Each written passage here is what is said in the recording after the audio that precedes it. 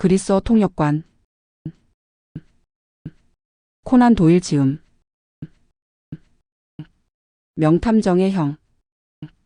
홈즈와 나는 상당히 오래된 친구로서 친한 사이였지만 홈즈는 자신의 친척이나 혈육에 대한 이야기를 입 밖에 낸 적이 없었다. 또한 젊었을 때의 생활에 관해서도 거의 말이 없었다. 홈즈가 이러한 이야기를 전혀 하지 않은 탓에 나는 홈즈가 머리는 명석하지만 인간미가 부족한 것이 아닐까 하고 생각하는 때도 있었을 정도다. 그러므로 나는 홈즈에게는 가까운 혈육이 없는 것으로 생각하게 되었다. 따라서 홈즈가 자기의 형에 관해 이야기를 꺼내자 놀라지 않을 수 없었다. 어느 여름날 해질 무렵이었다. 차를 마시고 나서 이런저런 이야기를 나누다가 유전에 관한 것이 화제에 올랐다. 인간의 특수한 재능이 유전에 의한 것인가 아니면 젊어서부터의 훈련에 의한 것인가에 대해 서로 토론을 벌였다. 내가 말했다. 지금까지 자네가 이야기한 바에 따르면 자네의 관찰력이나 추리력은 분명히 자네 자신의 훈련으로 이루어진 것이 되겠구먼. 홈즈는 약간 머뭇거리다가 대답했다. 어느 정도는 그렇다는 거지. 하지만 나의 그런 재능은 주로 혈통에서 온 것으로 생각하네. 아마도 할머니에게서 물려받은 것 같은데 우리 할머니는 베르네라는 프랑스인 화가의 동생이셨네. 예술가의 혈통은 가끔 색다른 인간을 탄생시키거든. 그런데 어떻게 자네의 재능이 유전에 의한 것이라는 사실을 알지? 그야 내 형인 마이크로프트는 나보다 더 뛰어난 재능의 소유자니까. 그건 처음 듣는 이야기였다. 이런 특수한 재능을 가진 남자가 영국에 또 한 명이 있다는데 세상 사람들은 물론 경찰에서도 모르고 있었다니 어떻게 된 일인가. 그래서 나는 이렇게 물어보았다. 자네 겸손을 떠느라고 형이 자네보다 뛰어나다고 말하는 거 아닌가? 홈즈는 내 질문을 일축했다. 천만에. 나는 겸손을 미덕으로 생각하는 사람이 아닐세. 이론가는 모든 것을 알고 있는 그대로 정확히 보아야 한다네. 자신을 실제보다 낮게 평가하는 것은 자기의 능력을 과대평가하는 것과 마찬가지로 진실에서 벗어나는 짓이지. 따라서 마이크로프트 형이 나보다 뛰어난 관찰력을 갖고 있다고 내가 말했다면 그건 사실이라고 생각해도 괜찮네. 이름이 알려지지 않은 것은 무엇 때문이지? 주변에서 아는 사람은 다 알고 있는 걸. 어디 말인가? 예를 들어 디오게네스 클럽 같은 곳. 그런 클럽에 대해서는 들어본 적이 없었다. 내가 고개를 갸우뚱하자 그는 시계를 꺼내보며 말했다. 디오게네스 클럽은 런던에서도 가장 색다른 클럽인데다가 마이크로프트 형도 아주 보기 드문 별난 인간이라네. 매일 오후 15분 전 5시부터 20분 전 8시까지는 반드시 클럽에 있네. 지금 6시니까 오늘처럼 한가한 저녁에 자네가 바람이라도 쐬러 나갈 기분이 든다면 보기 드문 클럽과 희귀한 사람 하나를 소개해 줌세. 5분 뒤 우리는 거리로 나와 리젠트 광장 쪽으로 걸음을 옮겼다. 홈즈가 말했다. 자네가 이상하게 생각하는 것은 어째서 마이크로프트가 그의 재능을 탐정 일에 쓰지 않느냐는 것이겠지. 하지만 형은 어림도 없네. 무슨 뜻인지 모르겠는걸. 관찰력이나 추리에 있어서 형이 나보다 한 수 위라는 건 틀림없네. 그래서 탐정이라는 것이 안락 의자에 앉아 생각에만 골몰하는 일이라면 형은 굉장한 명탐정이 되었을 걸세. 그러나 형에게는 그런 야심도 없고 의욕도 없다네. 자기가 머릿속에서 푼 문제를 실제로 가서 확인해 보려고 생각지도 않거니와 그런 수고를 해서 자기의 추리가 정확하다는 것을 증명한 일이라면 틀린 것으로 알게 내버려 두는 것이 낫다고 생각하는 성질이거든. 나는 여러 번 문제를 들고 가서 해결 방법을 듣곤 했는데 그것이 정확했다는 것을 나중에야 알게 되었지. 하지만 사건을 재판관이나 배심원에게 넘기기 전에 실제적인 증거를 모아드려야 하는데 그런 수고를 절대로 할 수 없는 사람이 바로 우리 형이라네. 그럼 직업으로 삼고 있는 것이 아니군? 물론이지. 내게 있어 이것은 생활의 수단이지만 형에게는 재미에 지나지 않네. 형은 숫자에 대한 비범한 재능이 있어서 정부의 어느 분야에서 회계부의 감사를 맡고 있네. 펠멜가에 살고 있는데 매일 아침 길모퉁이를 돌아 화이트홀 런던의 관청들이 많이 있는 지역까지 갔다가 저녁이 되면 그 길모퉁이를 돌아온다네. 1년 내내 이외 운동을 하지 않으며 사람이 모이는 곳에 얼굴을 내미는 일도 없지. 단 디오게네스 클럽만은 예외인데 이 클럽은 형의 집 맞은편에 있다네. 회원이 된 사람은 다른 회원에 대하여 눈곱만큼도 관심을 가져서는 안 되네. 손님을 위한 면회실 이외에서는 어떤 일이 있어도 대화가 금지되며 3회 위반하고 그것이 위원회에 알려지면 제명 처분당하네.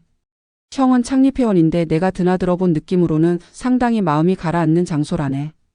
이야기를 주고받는 동안에 우리는 펠멜 거리로 나와 세인트 제임스 궁전을 바라보고 걸었다. 홈즈는 칼턴 클럽 영국 보수당 본부문 미처 어느 건물 앞에서 걸음을 멈춰 나에게 입을 열지 말라고 주의하고 나서 앞장서서 현관 안으로 들어갔다. 유리문을 통해 넓고 훌륭한 홀이 보였는데 거기에는 상당히 많은 사람들이 각자의 작은 칸막이 안에 들어앉아 신문 따위를 읽고 있었다. 홈즈는 펠멜 거리 쪽으로 난 작은 방으로 나를 안내하고는 곧 밖으로 나가 한눈에 형제라고 알아볼 만한 사람을 데리고 왔다. 마이크로프트 홈즈는 셜록보다 뼈가 굵고 약간 뚱뚱했다. 얼굴 역시 큰 편이었으나 어딘지 모르게 표정에 날카로운 것이 번득였다. 그리고 그의 잿빛 눈은 생각에 잠겨 있는 듯 했는데 그것은 셜록 홈즈가 열심히 생각을 정리하고 있을 때 보이는 눈매를 그대로 닮았다. 마이크로프트는 물개의 지느러미 같은 평평한 손을 내밀었다. 반갑습니다. 당신이 기록을 발표하기 시작하면서 셜록의 주가가 많이 올라가는 것 같습니다. 그런데 셜록, 지난주에는 마이너 하우스 사건으로 내게 상의하러 올 것이라 생각했다. 너에게는 약간 무리일 것 같던데. 홈즈가 빙그레 웃으며 말했다. 아니, 잘 해결했습니다. 범인은 역시 애덤스였지? 예, 애덤스였습니다. 그럴 줄 알았지. 처음부터. 형제는 활 모양으로 튀어나온 창문턱에 나란히 걸터 앉았다. 마이크로프트가 말했다. 인간을 연구하려는 사람에게는 이곳은 둘도 없는 좋은 장소이지. 여러 종류의 인간들이 지나가거든. 예를 들어 이쪽으로 오고 있는 저 두 사람을 잘 보라고. 당구장의 점수 계산원과 그의 친구인 모양인데요. 맞아. 그런데 그 친구를 어떻게 생각하나? 두 사람은 바로 창 정면으로 걸어오고 있었다. 내가 본 바로는 한쪽 사나이의 조끼. 주머니 위에 묻어있는 초크 자국이 당구장과 관계가 있는 유일한 표시였다. 다른 한 사람은 몸집이 작고 피부가 검은 남자로 모자를 뒤로 넘겨쓰고 작은 보퉁이를 몇 개 겨드랑이에 끼고 있었다. 셜록이 말했다. 군인이었던 모양이군요. 마이크로프트가 받았다. 아주 최근에 제대했군. 인도에서 근무했군요. 하사관급인데. 병과는 포병. 호라비가 틀림없고. 하지만 아이가 하나 있는 모양입니다. 하나가 아니야. 그거야 어쨌든 저 태도면 내민 턱 햇볕에 탄 얼굴. 군인이기는 하나 그렇다고 졸병은 아니고 인도에서 돌아온 지 얼마 되지 않았다는 것을 알 수 있지요. 마이크로프트의 설명이 이어졌다. 최근에 제대했다는 것은 군대에서 지급한 군화를 그대로 신고 있는 것으로 알 수 있지. 다리를 벌리고 걷는 기병대의 걸음걸이는 아니고 저 체격으로는 보병이나 공병은 무리니 포병대가 알맞겠어요. 그리고 검은 리본을 달고 있는 것으로 보아 가까운 사람 누군가가 최근에 죽은 모양이야. 그것이 아내라는 것은 직접 장을 봐오는 보퉁이로 짐작이 가지. 딸랑이를 갖고 있는 것으로 보아 한 아이는 갓난아이 같다. 아내는 산후가 좋지 않아 죽은 것이 틀림없고 그림책을 산 것으로 보아 좀 큰 아이도 있겠는걸. 형이 자기보다 예리한 눈을 갖고 있다는 홈즈의 말에 그제야 그럴만하다는 수긍이 갔다. 홈즈가 흘끗 나를 쳐다보며 어떠냐? 는투로 싱긋 웃었다. 마이크로프트는 거북 등껍질로 만든 담배 상자를 꺼내 담배 한 대를 물고는 홈즈를 향해서 말했다. 그런데 말이다. 셜록. 내가 덥석 덤벼들 만한 사건이 있단다. 아주 묘한 사건인데 내게 해결해 달라고 찾아왔더구나. 이야기를 들어보겠니? 들어보고 말고요. 형님. 마이크로프트는 수첩에서 종이 한 장을 뜯어내더니 뭐라고 적어 배를 눌러 급사에게 심부름을 보냈다. 밀러스라는 사람을 부르러 보냈다. 그 사람은 내 아파트의 한층 위층에 살고 있는데 평상시에 안면이 있어 자기가 겪은 걱정스러운 일을 상의하러 왔지 뭐냐. 그리스인으로 알고 있는데 어학에 능한 사람이야. 법정에서 통역을 하고 틈틈이 노선벌랜드가의 1급 호텔에 묵는 동양인 부자들의 안내를 맡아 생활하지. 그가 체험한 이상한 이야기를 본인에게서 직접 들어보자고. 통역관의 모험. 잠시 뒤 작은 키의 뚱뚱한 사나이가 자리를 함께하게 되었다. 올리브색의 얼굴과 까만 머리칼을 보고 남쪽 나라 태생이라는 것을 알 수 있었으나 말씨는 교양 있는 영국인과 다를 바 없었다. 힘주어 홈즈와 악수를 나누고 이 유명한 탐정이 자기의 이야기를 듣고 싶어 한다는 것을 알자 그의 까만 눈에는 기쁨의 빛이 감돌았다. 밀러스는 침울한 목소리로 말했다. 경찰은 내 이야기를 믿어주려고 하지도 않습니다. 도대체 있을 법한 일이 아니니까요. 하지만 얼굴에 온통 반창고를 바른 그 불쌍한 사람이 어찌 되었는지 그걸 알기 전에는 마음이 편치 않을 겁니다. 홈즈가 말했다. 처음부터 차례대로 이야기해 주시지요. 밀러스가 말을 이었다. 오늘이 수요일이지요. 그러니까 월요일 밤, 즉 엊그제 그 일이 일어났습니다. 마이크로프트 씨에게서 들으셨겠지만 나는 통역을 하고 있습니다. 여러 나라 말을 통역합니다만 태생이 그리스라서 주로 그리스말 관계에 통역을 합니다. 그리하여 런던에서는 손꼽히는 그리스어 통역관으로 호텔 개통에서 특히 알아주지요. 흔히 있는 일입니다만 말이 통하지 않는 외국인이나 늦게 도착해서 통역을 구하는 여행자의 부탁으로 해서 늦은 시간에 호출되곤 하지요. 그러므로 월요일 밤 레티머 씨라는 잘 차려입은 젊은 신사가 내 아파트로 찾아와서 마차를 밖에 세워두었으니 함께 가달라고 부탁했을 때에도 별로 놀라워하지 않았습니다. 그리스인 친구가 장사일로 찾아왔는데 그 사람은 자기 나라 말밖에 몰라서 아무래도 통역이 필요하다는 것이었습니다. 집은 켄싱턴으로 상당히 먼 곳이었는데 거리로 나오자마자 나를 영업용 마차 안으로 밀어 넣다시피 하는 것이 몹시 서두르는 것 같았습니다. 방금 영업용이라고 했는데 나는 곧 내가 탄 것이 개인 소유의 마차가 아닌가 하는 의심을 갖게 되었습니다. 영업용보다는 안락하고 내부 역시 낡기는 했지만 고급스럽게 꾸며져 있었던 것입니다. 레티머 씨는 나와 마주 앉았고 마차는 체링 크로스 광장을 가로질러 사프트스버리 가를 달리고 있었습니다. 그리고는 옥스퍼드가에 이르렀는데 그때 내가 이건 켄싱턴으로 가는 방향이 아니라고 말했지요. 그러자 상대방이 이상한 행동을 하기에 나는 덜컥 겁을 먹고 입을 다물어 버렸습니다. 그 사람은 나부로 만든 짧은 곤봉을 꺼내더니 무게라도 재듯이 앞뒤로 흔드는 것이었습니다. 그리고는 아무 말 없이 그 무서운 흉기를 옆에 놓았습니다. 그리고 다음에는 양쪽에 창문을 들어 올렸는데 거기에는 종이가 발라져 있었어요. 그 사람은 천천히 마부석으로 통하는 창에 커튼을 들이우면서 말했습니다. 밖을 내다보지 못하게 해서 미안합니다. 밀러스 씨, 실은 행선지를 당신에게 알리고 싶지가 않아서요. 당신이 길을 알아두고 또 찾아오게 된다면 성가시거든요. 상대방의 말에 나는 소름이 오싹 끼쳤습니다. 그는 힘께나 쓸듯 어깨가 딱 벌어진 청년이어서 그에게 무기가 없다고 해도 내가 그와 격투를 벌여 이길 승산은 하나도 바랄 수 없었으니까요. 나는 더듬더듬 말했습니다. 이해하기 어려운 행동을 하십니다. 레티머 씨. 이것이 분명한 불법 행위라는 것쯤은 아실 텐데요. 좀 무례한 짓이라는 것은 압니다. 하지만 그 보상은 하겠습니다. 그러나 소리를 지른다든지 엉뚱한 생각을 하면 신상에 좋지 않을 겁니다. 당신이 누구와 어디에 있다는 것은 아무도 모를 뿐만이 아니라 나는 이 마차 속에서든 목적지에 가서든 당신을 쥐도 새도 모르게 해칠 수 있다는 것을 명심하십시오. 말씨는 점잖았지만 겁을 주기에 충분한 내용이었습니다.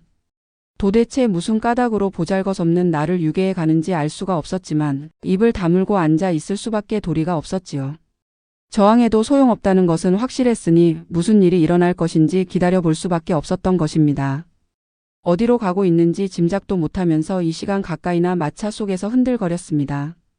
바퀴가 덜커덩거리는 소리로 돌기를 지난다는 것을 알았고 소리 없이 바퀴가 굴러가는 것으로 보아 아스팔트 길이라는 것을 짐작할 수 있었을 뿐 어디로 달리고 있는지는 전혀 몰랐지요.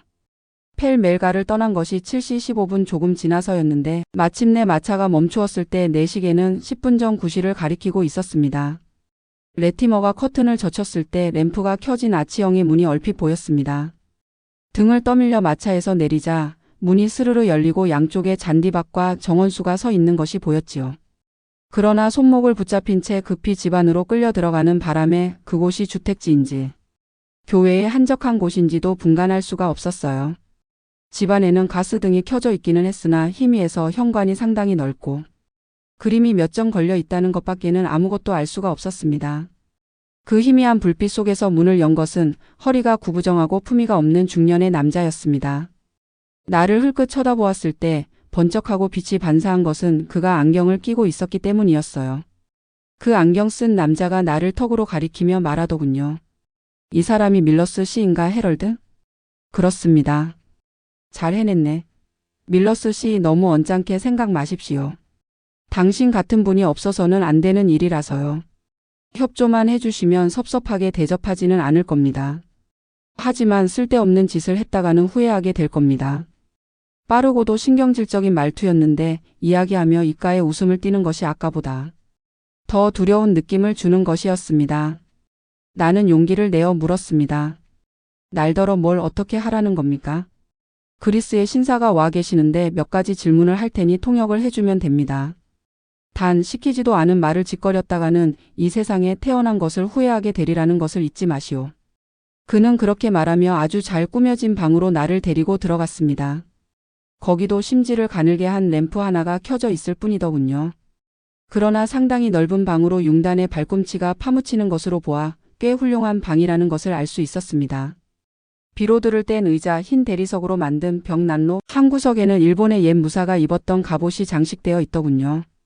램프 바로 밑에 의자가 있었는데 중년 남자는 거기에 앉으라고 나에게 눈짓을 했습니다. 조금 전부터 모습이 보이지 않던 젊은이가 갑자기 다른 문으로 헐렁한 가운 같은 것을 입은 남자를 앞세우고 들어왔습니다. 나는 희미한 불빛 아래 드러난 그 남자의 모습을 보고 오싹 소름이 끼쳤습니다. 얼굴빛은 시체처럼 창백하고 형편없이 마른 얼굴에서는 눈만이 튀어나올 듯 번쩍거리고 있었던 것입니다. 그러나 그보다도 더 으스스했던 것은 이미 위에 커다란 반창고가 십자 모양으로 붙어있고 입에도 한 장이 붙어있는 모습이었습니다. 이 이상한 신사가 무너지듯 의자에 주저앉아 중년 남자가 말하더군요. 헤럴드, 석판을 갖고 왔나? 그럼 손을 풀어주고 석피를 들려줘라.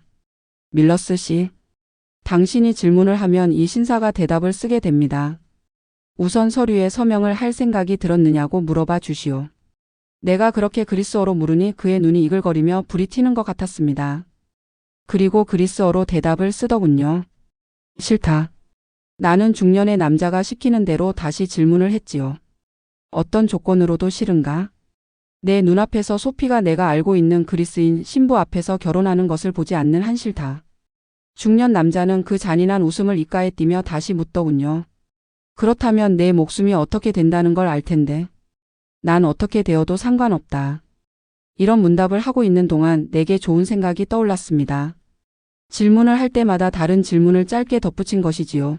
처음에는 별것도 아닌 내용을 추가해서 두 악당의 기색을 살펴보았으나 그들은 그리스어를 전혀 모르는 것이 분명했습니다. 나는 좀 더 구체적이고 위험한 질문들을 보태기 시작했습니다. 그건 대충 다음과 같았습니다. 고집을 세우면 이로울 게 없을 텐데. 당신은 누구시죠? 마음대로 해라. 런던에는 처음 왔습니다. 스스로 파멸의 구덩이를 파겠다는 건가? 갇힌 지 얼마나 됩니까?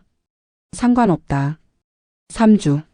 재산보다 목숨이 중하지 않은가? 무슨 짓을 하던가요? 죽어도 너희들에게 넘겨줄 수는 없다. 먹을 것을 안 줍니다. 서명만 하면 살려준다. 이 집의 위치는? 결코 서명할 수 없다. 모릅니다. 소피를 위해서도 해로울 텐데. 당신 이름은? 소피를 만나게 해달라. 크리티데스입니다. 서명만 하면 만나게 해준다. 어디에서 왔지요? 안 만나면 그만이다. 아테네에서. 5분만 더 끌었어도 그들의 코앞에서 알고 싶은 것을 모조리 알아냈을 겁니다. 아니, 한 가지만 더 물어봤어도 실마리를 잡을 수 있었을지 모르는데 그때 마침 문이 열리고 한 여자가 들어왔던 것입니다. 똑똑히 볼 수는 없었지만 검은 머리에 키가 크고 아름다운 여자인 것 같았습니다. 여자는 서툰 영어로 말하더군요. 헤럴드 혼자서는 더 이상 2층에 못 있겠어요. 적적해서 견딜 수가. 아니, 폴 아니세요? 끝의 말은 그리스어였습니다. 그와 동시에 그리스인 신사는 필사적으로 입에서 반창고를 떼어내고는 소피 하고 외치며 여자에게 달려갔습니다. 하지만 두 사람이 서로 끌어안은 것은 잠시뿐이었습니다. 젊은이가 여자의 손목을 잡고는 밖으로 나가며 중년 남자는 그리스 신사를 또 다른 문으로 무자비하게 끌어냈습니다. 잠시 동안이나마 나는 혼자가 되었기에 지금 있는 곳이 어떤 집인지 단서라도 잡으려고 일어섰습니다. 그러나 서툰 짓을 하지 않은 것이 천만다행이었습니다. 어느새 돌아왔는지 중년 남자가 열린 문 저쪽의 어둠 속에서 나를 지켜보고 있었던 것입니다. 그는 태연한 얼굴로 방 안에 들어서며 말했습니다. 수고했습니다. 밀러스 씨. 보시다시피 일은 예사실이 아니오. 당신에게 폐를 끼치고 싶지는 않았지만 그리스어를 아는 우리 친구가 갑자기 본국으로 돌아갈 일이 생겨서 그 대신 통역할 사람이 필요했던 것이요. 자, 수고비요. 그는 내 손에 5파운드짜리 지폐를 쥐어주며 다시 으스스한 웃음을 입가에 띠고 말하더군요. 이만하면 수고비로는 부족하지 않을 거요. 단 다시 말해두지만 여기에서 생긴 일을 입 밖에 내는 날에는 어떤 보복을 받아도 원망하지 마시오. 그 사람으로부터 받은 으스스한 느낌은 뭐라고 표현하기 어렵습니다. 그때 그가 램프 가까이 섰기에 얼굴을 좀 더 확실히 볼 수가 있었습니다. 하관이 빠르고 혈색이 나쁘며 뾰족한 턱수염이 실처럼 가늘게 헝클어져 있더군요. 말을 할 때는 턱을 쑥 내밀고 입술과 눈썹을 쉴 새 없이 실룩거렸습니다. 그 묘한 웃음이나 실룩거리는 모양이 무슨 신경계통에 오는 병의 증세가 아닌가 생각됩니다. 하여간 그를 감싸고 있는 위험스러움은 그의 눈에서 나오는 것이 분명합니다. 강철과도 같은 차가운 눈에 용서를 모르는 잔인성이 흐르고 있는 겁니다. 그는 다시 강조했습니다. 당신이 이 일을 입 밖에 내면 우리는 그 즉시 그 사실을 알 수 있어. 당신 주인은 늘 감시될 테니까. 자, 마차가 밖에서 기다리니 어서 타고 가시오. 나는 다시 떠밀리다시피 홀을 나와 마차에 탔습니다. 그랬더니 곧 레티머가 올 때처럼 내 앞에 앉더군요. 우리는 말없이 창을 닫은 채 마차를 타고 한참을 달렸는데 밤 12시가 넘어서야 마차가 멎더군요. 레티머가 말했습니다. 여기에서 내려주시오. 집에서 먼 데라 안 됐지만 어쩔 수 없소이다. 행여나 마차를 뒤쫓아 보겠다는 생각은 안 하는 게 좋을 겁니다. 라고 하면서 마차 문을 열어 나를 내리게 합디다. 그리고 마부에게 명령을 내리자 채찍을 휘두르는 소리가 나며 순식간에 마차는 멀어져 갔습니다. 주위를 둘러보았지만 전혀 낯선 곳이었습니다. 내가 서 있는 곳은 밀밭이 이어진 벌판의 시골길이었습니다. 멀리 불이 켜진 집들이 보였고 반대쪽으로는 철도의 붉은 신호등이 보이더군요. 내가 막 불빛 쪽으로 걸음을 옮기려 했을 때 저쪽에서 인기척이 들리더군요. 가까이 온 사람은 철도역의 화물 운반원이었습니다. 여기가 어디지요? 내 물음에 철도 운반원은 내 아래 위를 훑어보며 말했습니다. 원스워스입니다. 런던으로 가는 차를 탈 수 있겠습니까? 이 길을 따라 1마일 정도 걸어가면 여기 보일게요. 한 30분 뒤에 막차가 올 겁니다. 그래서 나는 무사히 런던으로 돌아왔고 내 모험은 끝났습니다. 홈즈 씨 갔던 장소도 이야기를 나눈 상대도 모르며 지금 이야기한 것 외에는 아무것도 몰라요. 그러나 흉악한 범죄가 진행되고 있다는 것만은 확실하고 그 불행한 그리스인을 도와주고 싶은 생각뿐입니다. 그래서 마이크로프트 씨에게 이야기를 한 다음 경찰에도 신고를 해두었습니다. 밀러스의 기묘한 이야기가 끝났으나 잠시 동안은 아무도 입을 열지 않았다. 이윽고 홈즈가 형을 바라보고 물었다. 그래, 무슨 손을 쓰셨습니까? 마이크로프트는 탁자 위에 있던 데일리 뉴스 신문을 집어들었다. 아테네에서 온 그리스인 신사 폴 크리티데스 씨의 행방을 알려주시는 분에게 살해하겠음. 소피라는 그리스 여인에 대해서도 알려주시면 마찬가지로 살해하겠음이라는 광고를 신문마다 냈지만 아무런 응답이 없었어. 그리스 대사관은요? 조회해봤지만 아무것도 모른다는 거야. 그럼 아테네의 경시총감에게도 알리셨습니까? 내 말에 마이크로프트는 나에게로 고개를 돌리며 말했다. 홈즈 가문의 활동력은 셜록 홈즈가 타고났답니다. 자, 셜록. 한번 활동을 시작해봐. 그리고 그 결과나 내게 알려주고. 홈즈는 의자에서 일어서며 대답했다. 알려드리고 말고요. 밀러스 씨에게도요. 그런데 밀러스 씨, 내가 당신이라면 정신을 바짝 차릴 겁니다. 이 광고는 붙잡혀 있는 그리스인의 가족이 낸 것으로 되어 있습니다만 그들은 당신이 배반했다고 생각할지도 모르니까요.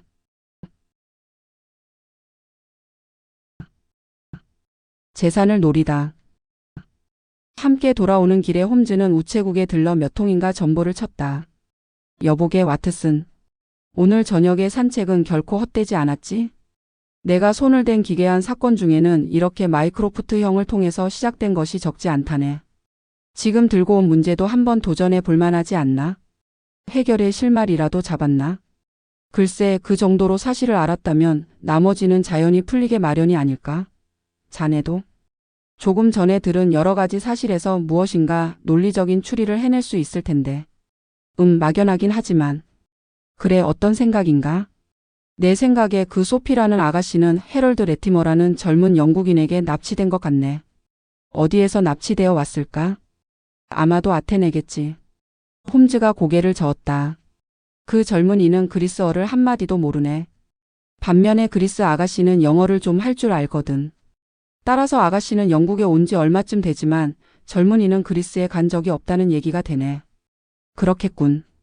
그럼 그 아가씨는 영국에 관광하러 왔던 것으로 하세.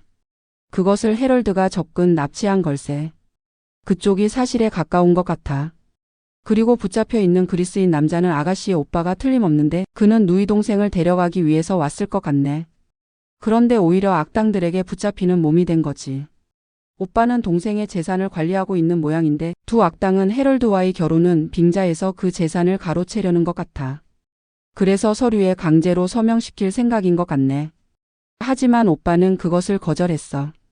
결판을 내기 위해 그리스어를 아는 밀러스 씨를 데려갔는데 일당 중에도 그리스인이 하나 있는 모양이더군. 한편 동생은 오빠가 왔다는 사실을 모르고 있었는데 우연히 아래층에 내려왔다가 오빠를 보게 된 것일세. 훌륭해 와트슨. 진상은 틀림없이 그렇네. 사건의 내용은 파악되었지만 나머지 문제는 놈들이 그 남매를 해치지는 않을까 하는 것일세. 저쪽에서 시간만 끌어주면 좋겠는데. 하지만 놈들의 은신처를 어떻게 찾아낸다? 우리의 추리가 정확하다면 그리고 그 아가씨의 이름이 소피 크리티데스라면 그 행적을 추적하기는 그리 어렵지 않을 걸세. 오빠는 막 런던에 도착했으니까 그보다는 동생 쪽의 행적을 찾는 것이 수월할 거야. 그 헤럴드라는 청년이 그리스 아가씨와 알게 된 지는 상당히 오래된 것 같네. 오빠가 그 소식을 듣고 달려올 때까지는 시일이 걸렸을 테니까. 따라서 아가씨에 대해서는 마이크로프트 형이 낸 광고에 반드시 반응이 있을 걸세. 이야기를 주고받다 보니 어느새 베이커가의 하숙집 앞이었다. 앞장서 계단을 올라간 홈즈가 방문을 열어보고는 멈칫했다. 나 역시 홈즈의 어깨너머 방안을 들여다보고는 놀라지 않을 수 없었다. 마이크로프트 홈즈가 의자에 비스듬히 앉아 담배를 피우고 있었던 것이다. 마이크로프트는 멍에 있는 우리를 향해 웃으면서 말했다. 어서들 들어오지 않고. 내가 이렇게 활동력을 보이다니 뜻밖이라는 얼굴이로군. 셜록. 하지만 묘하게도 이 사건에는 신경이 쓰인단 말이야. 어떻게 그렇게 빨리 왔죠? 마차로 왔으니 걸어오는 자네들보다 빨라겠지. 무슨 새로운 일이라도 생겼나요? 광고에 대한 응답이 한 건 들어왔어. 그래요? 자네들이 돌아가고 금방이었지. 어떤 내용입니까? 마이크로프트는 종이 한 장을 꺼냈다. 아마도 몸이 허약한 중년 남자가 쓴 것 같아. 내용은 이렇네. 오늘 날짜의 신문 광고를 보고 알려드립니다. 본인은 찾고 계시는 젊은 여자에 관해 알고 있습니다. 본인을 찾아오시면 그 여인의 가엾은 신상 문제에 대해서 자세히 말씀드리겠습니다. 여인은 현재 베케넘 구 마이어틀스 저택에 있습니다. J. 데븐포트. 편지를 낸 곳은 브릭스턴이다. 셜록. 어서 그곳으로 가서 이야기를 들어보자. 하지만 형님. 지금은 동생에 관한 이야기를 듣는 것보다 오빠의 목숨이 더 급합니다. 경시청에 들러 그레그슨 경감을 데리고 곧장 베케넘으로 달려가는 것이 어떨까 합니다. 그의 목숨이 위태로워요. 한시가 급합니다. 내가 끼어들었다. 가는 길에 밀러스 씨도 데리고 가는 것이 좋겠어요. 통역이 필요할지도 모르니까. 홈즈가 말했다. 맞아. 마차를 불러오게 해서 어서 떠납시다. 그렇게 말하며 홈즈는 서랍을 열어 권총을 챙겨 넣었다. 그리고 흘끗 나를 보며 말했다. 이야기 듣기에 상대방은 상당히 거친 인물들 같네. 펠멜가에 있는 밀러스의 숙소에 도착했을 때는 이미 밤에 장막이 내리고 있었다. 놀라운 사실은 조금 전에 어떤 신사가 찾아와 밀러스와 함께 나갔다는 것이다. 마이크로프트가 물었다. 어디로 간다고 하던가요? 문을 열어준 여자가 대답했다. 모르겠어요. 그 신사와 함께 마차를 타는 것을 창 너머로 보았을 뿐이에요. 그 신사의 명함이라도? 없어요. 키가 크고 머리가 검은 잘생긴 젊은이가 아니던가요? 아니요, 달라요. 키가 작고 안경을 쓰고 얼굴은 깡말랐는데 시종 입가에 웃음을 띠고 있었습니다. 홈즈가 다급하게 외쳤다. 서둘러야 해요. 일이 크게 벌어지겠는걸. 놈들은 밀러스를 납치했어요. 밀러스는 소심한 사람이고 놈들은 일전에 겪어봐서 그걸 잘 알고 있어요. 그 악당이 눈앞에 나타나자 밀러스는 뱀 앞에 개구리처럼 꼼짝도 못하고 끌려간 거예요. 또 통역할 일이 생겼는지는 모르지만 그렇다고 해도 이번에는 살려보내지 않을 겁니다. 우리는 기차로 가면 마차보다도 먼저 베케넘에 도착할지도 모른다고 생각했다. 그러나 경시청에 들러 그레그슨 경감을 만나고 놈들의 은신처를 수색하기 위한 법률상의 소속을 받는데 1시간이나 끌어버렸다. 그래서 우리 일행이 런던 브리지 역에 도착한 것은 15분 전 10시였고 베케넘 역의 플랫폼에 내렸을 때는 이미 10시 30분이 넘었다. 마차로 1시간가량 달려 마이어틀스 저택에 닿았다. 크고 어두운 집이 도로에서 상당히 들어가 정원수에 파묻히다시피 웅크리고 서 있었다. 마차를 돌려보내고 우리는 걸어서 집 가까이 다가갔다. 경감이 속삭였다. 창이 모두 캄캄해요. 아무도 없는 게 아닐까요? 홈즈가 중얼거렸다. 새는 날아가고 둥지는 텅 비어버렸어. 그걸 어떻게 확신합니까? 무거운 짐을 실은 마차가 이 길을 달려나갔소. 경감이 웃었다. 나 역시 마차 바퀴가 나 있는 것을 눈여겨보았습니다만 짐을 실었다는 걸 어떻게 아시죠? 보다시피 마차가 건물 쪽으로 갔다가 되돌아 나오고 있잖소. 그런데 길 쪽으로 향한 마차 바퀴가 더 패인 것으로 보아 나간 마차에는 여러 사람이 탔거나 짐을 가득 실었다는 것을 알 수 있지요. 경감이 어깨를 으쓱하며 싱겁게 웃었다. 홈즈 씨에겐 당할 수가 없군요. 문이 잠겼군요. 그렇지만 누가 있을지도 모르니 사람을 불러보기로 합시다. 그래서 초인종을 누르고 고함을 쳐보았으나 아무런 응답이 없었다. 어느 틈엔가 자취를 감추었던 홈즈가 돌아와 말했다. 창이 하나 열려 있소. 홈즈가 솜씨를 발휘하여 안으로 걸린 빗장을 딴 것을 눈치챈 경감이 말했다. 상황이 상황이니만큼 허가는 없지만 창을 넘어 들어가기로 합시다. 우리는 차례로 창을 넘었다. 더듬더듬 넓은 방을 찾아 들어가자 경감이 불을 켰다. 그곳은 밀러스의 말대로 2개의 문이 반대 방향으로 나 있었고 일본 무사의 갑옷도 있었다. 그리고 테이블 위에는 잔이 2, 브랜디 병과 먹다 남은 음식 부스러기가 있었다. 홈즈가 다급한 목소리로 말했다. 저게 무슨 소리지? 우리는 모두 제자리에 우뚝 서서 귀를 기울였다. 신음하는 듯한 낮은 소리가 천정 위쪽에서 간간히 들려왔다. 홈즈는 이미 문 쪽으로 뛰어가고 있었다. 우리도 그 뒤를 따라 일제히 홀로 달려갔다. 신음 소리는 2층에서 들리는 것이었다.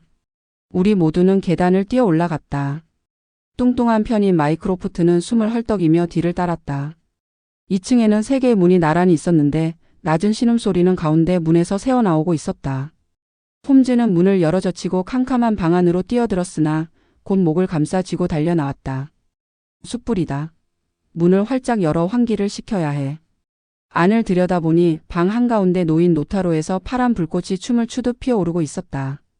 그 불꽃은 마치 도깨비불처럼 사방을 희미하게 비추고 있었는데 그 빛으로 벽을 등지고 쓰러져 있는 2사람의 그림자가 보였다.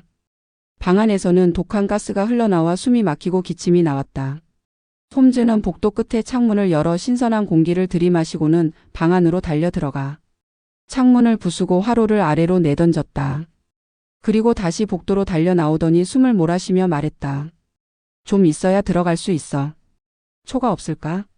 하지만 저 방 안에는 산소가 없으니 소용없겠군. 형님, 입구 쪽에서 계속 성냥불을 켜주세요. 우리가 저 사람들을 끌어낼 테니까요. 자. 우리는 탄산가스에 중독된 2사람을 서둘러 밖으로 끌어냈다. 2사람 모두 입술이 새파랗게 질려 의식을 잃고 있었으며 얼굴은 부어올라 붉게 변해 있었다. 하지만 그 중에 하나가 23시간 전에 디오게네스 클럽에서 헤어진 그리스어 통역관이라는 것은 검은 턱수염과 뚱뚱한 체격으로 알 수 있었다. 손발은 단단히 묶여있고 왼쪽 눈 위에 상처가 있었다. 마찬가지로 손발을 묶인 다른 한 사람은 쇠약할 대로 쇠약해진 키가 큰 사나이로 얼굴에는 여러 개의 반창고가 붙여져 있었다. 이 사람은 신음소리도 없이 축 늘어져 있어서 애석하게도 이미 때가 늦은 것 같았다. 다행히 밀러스는 숨을 쉬고 있었고 신선한 공기와 브랜디 덕분으로 의식을 회복했다. 밀러스의 이야기로 우리들의 추리가 정확했음을 알 수 있었다. 그 중년의 악당은 밀러스의 아파트에 들어서자마자 흉기를 들이대고 간단히 밀러스를 끌어냈던 것이다. 그 악당은 마음 약한 밀러스에게 어지간히 겁을 준 모양이었다. 밀러스는 그 남자에 관한 이야기를 하면서 계속 손을 떨고 주위를 두리번거렸다. 밀러스는 그 길로 이곳에 끌려와 2번째 단판의 통역을 맡았던 것이다. 이번 단판은 전에 그것보다도 험악했다. 2명의 영국인은 그리스인에게 요구에 응하지 않으면 곧 죽이겠다고 협박했다. 그러나 그리스인이 어떤 협박에도 굴하지 않을 것이라는 판단을 내린 그들은 그를 감금실에 집어넣었다. 그리고는 밀러스에게 일격을 가하여 기절시켰다. 그 다음에 벌어진 일은 아무것도 모른다는 것이다.